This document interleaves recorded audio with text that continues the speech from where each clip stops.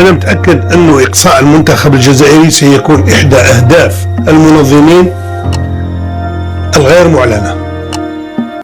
عندنا كوب دافريك اللي جايه 2025 في المغرب، وامبوسيبل تديها. دوك نقولها لك من دوك، امبوسيبل تديها. أنا أحدثك على 25. المغرب لا يضاهي الجزائر في المنشآت الرياضية. السلام عليكم، مرحبا بكم في فيديو جديد. اليوم الاخوان غنهضروا على واحد الموضوع اللي شاغل بزاف ديال الناس. علاش كابرانات الجزائر كيهدوا بمقاطعه كاس افريقيا اللي غادي تنظمها بلادنا المغرب في 2025؟ واش الاسباب فيه الرياضيه ولا كاين شي حاجه اعمق من هذا الشيء اللي كنشوفه؟ وشنو ممكن يطرا في حاله الى الجزائر قاطعوا العرس الافريقي؟ تابعوا معايا باش نفهموا الموضوع مزيان، ولكن قبل لما تفرج هبط حاول تعاوننا نوصل 20,000 مشترك. ما تنساش الاعجاب على بركه الله. انسحاب بشرف أفضل من الإهانة. Ici au Maroc, dans ce magnifique pays avec un temps magnifique. الإنجازات التاريخية للمغرب جعلتنا جميعا فخورين بشكل استثنائي. كأس إفريقيا 2025 غادي تكون واحد الحدث كروي كبير، خصوصا أنها غادي تنظم لأول مرة منذ مدة طويلة في بلادنا اللي عندها تاريخ كبير مع الكرة الإفريقية. ولكن في خضم التحضيرات خرجت الكابرانات ديال الجزائر وكتروج اخبار على انها ممكن تقاطع البطوله. سؤال هنا، علاش كابرانات الجزائر باغين ولا ناويين ولا كيروجوا انهم يقاطعوا البطوله؟ الجزائر ولا الكابرانات ديال الجزائر كتبرر هذا الموقف ببعض الاسباب اللي كيبان انها رياضيه وتنظيميه، حيت الجميع عارف ان العلاقات بين المغرب والجزائر متوتره، والكابرانات كيستعملوا اي مناسبه باش يصنعوا واحد الازمه جديده. والمشكله الاخوان في اغلب الاوقات كيهضروا على ان القرارات ديال الكاف مجحفه حقهم وما كتعطيش الاهتمام الكافي للمنافسه العادله بين المغرب والجزائر. ولكن هذا الشيء مجرد تغطيه على الاسباب الحقيقيه اللي غادي نعطيها لكم دابا. ولكن قبل شوف ديك الهضره واش درتيها ولا ما. النظام الجزائري الاخوان كيتعرض لضغط كبير من الشعب بسبب المشاكل الاجتماعيه والاقتصاديه، وكيحاول انه يلهي الراي العام ويخلق واحد العدو جديد اللي هو المغرب. حيت الاخوان والاخوات الحقيقه القضيه ماشي رياضيه، هاد القرارات كتعكس واحد السياسه ديال المقاطعه اللي كتبعها الكابرانات ضد اي نجاح مغربي، خصوصا في الاحداث الكبيره بحال كاس افريقيا. والسبب الجزائر عارفه ان المغرب غادي ينظم كاس افريقيا وبطريقه احترافيه وغادي يربح واحد الاشاده دوليه، والكابرانات ما كيبغيوش يشوفوا المغرب كيكبر اكثر في العين الافريقيه وحتى الدوليه.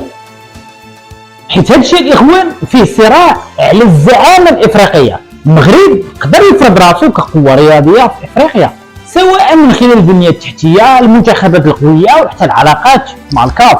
هذا الشيء كيخلي الجزائر انها تحس بالتهميش.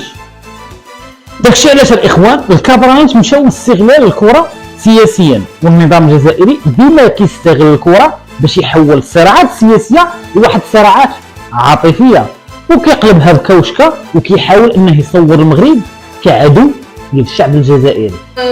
راهم رايحين يديروا فعاليات كأس العالم، والتروفي ولا الكأس اللي حضروه محضر من الزليج اللي الجزائر وجدت الدوسي تاعو ورايحه تقدمه لليونسكو. العالم وكاين بزاف دول ما عجبهاش الحال، باسكو على بالكم باللي هذاك الزليج اصلا اللي بدا ليدي تاع الزلايج في الحوايج هي الجزائر، وكي دارت التريكو تاع ليكيب ناسيونال اللي صرات عليه بالباله اللي زعما حبوا ينحوه لنا ومن بعد ديك ما صرا والو والبهدايل اللي ربحوهم كالعاده لانه جزء لا يتجزا من التراث الجزائري. المهم داروا الكاس. نحب نقول المفروض انه يديروا دوسي ويجيبوا قطعه زليج اقدم من الزليج اللي موجود في الجزائر واللي هي موجوده في قلعه بني محمد. نهار يجيبوها ويحطوها في اليونسكو ومن بعد فما يبان اصل الزليج تاعنا اوكي في شمال افريقيا. اخضر تم الجواب تاع الجزائر، وهذا اللي نتمناوه وهذا اللي ننتظروه. نحضروا نفوسنا، نحضروا فريقنا. هذيك خليها في انت راك تخدم، هذاك ما نتكلموش عليها. الكولسه ما نتكلموش عليها، حنا نحضروا روحنا، ما كاين حتى شيء. حنا اللاعبين تاعنا نقول لهم تروحوا ترفعوا شعار الجزائر، راح نتمثلوا 45 مليون جزائري، راح نلعب باسكو الفوتبول سي كوا اون فان دو كونت، ما هي الا لعبه، سي لو جو. لازم تكون حاضر تكتيكيا، تكون حاضر فنيا. ارد نبرك بسرعه. احنا مع المغاربه، الشعب المغربي ليست عداوه ابديه، انها مرحليه مع فئه من المخزن، وستزول باذن الله باراده المغاربه. انا نقول كما قال لا نشتم التاريخ، وإحنا ليست لنا عداوة ضد. أما الذي تقومون به اليوم ضد المصالح الجزائرية، أنا نقول بحاجة فيها. أنا وين تحبوا تهضروا على الجزائر أنا نكون حاضر ونرد لك كما يقولوا بالمثل اللي الوزني وزنين ولا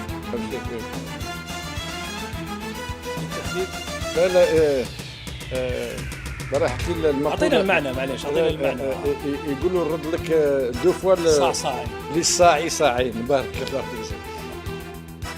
ولا فعلا الجزائر قاطعت كاس افريقيا، هذه الخطوه غادي تكون عندها واحد العواقب عليهم هما الاولين. اول حاجه غادي يتم العزل ديالهم رياضيا، وهنا الجزائر غادي تخسر الكثير مع احترام الجماهير الافريقيه اللي كيبغيو الكره. وزيد على هذا الشيء غادي يتم تقويه موقف المغرب، حيث المغرب اللي غادي يستغل هذه المقاطعه باش يبين للعالم انه منفتح، ان الخلافات السياسيه خاصها ما تدخلش في مجال الرياضه. وهذه المشاكل الاخوان غادي دير ضغط كبير على اللاعبين الجزائريين اللي كيبغيو يشاركوا في بطوله كبيره بحال الكان، خصوصا انها منظمه في المغرب وغادي تمر بواحد الاجواء اللي لا توصف. والمقاطعه ديالها غادي تحرم اللاعبين من واحد الفرصه كبيره يبينوا القدرات ديالهم. ديسمبر جانفي القرعه الناديه رحيمه، يعني كما نقولوا ان تيراج كليمون. لكن كيفاش شفتها رحيمه وهي تحمل منتخبات بوركينا فاسو وغينيا الاستوائيه اللي عندنا تاريخ؟ غينيا الاستوائيه اللي نعرفوها من السودان منتخب محترم، لكن السودان نقدروا نفوزوا عليهم حتى ولو ماناش نسبقوا الاحداث. لكن في كرة القدم اليوم هذه هي، وين عندك حظوظ وين ما عندكش حظوظ، النسبة، التأهل. نقدروا نقارنوا السودان بمنتخب موريتانيا مثلا في الدورة السابقة، نقدروا نقارنوا فيها مقارنة يعني نرى في التصنيف الرابع. في التصنيف هذا نتكلم على التصنيف، نتفق على التصنيف نفس التصنيف. يعني الاخوان في الاخير الرياضة خاصها تبقى بعيدة على السياسة، ولكن مع الكابرامات كل شيء كيولي وسيلة باش يخلقوا صراعات وهميه. كاس افريقيا 2025 غادي تكون فرصه باش المغرب يبين انه قادر ينظم بطوله في المستوى العالي رغم العراقيل. شنو الراي ديالكم في هذا الموضوع؟ واش كتظنوا ان الجزائر والكابرامات ديالها غادي تقاطع فعلا البطوله، ولا هذا الشيء مجرد تهديدات خاويه؟ خليونا الاراء ديالكم في الكومنتات، ما تنساوش تدعموا القناه باللايك وتبارطاجوا الفيديو مع اصحابكم. بين المغرب وكاس افريقيا عندنا غادي تكون افضل ان شاء الله. خليت لكم الراحه، نشوفكم فيديو جديد ان شاء الله. السلام عليكم.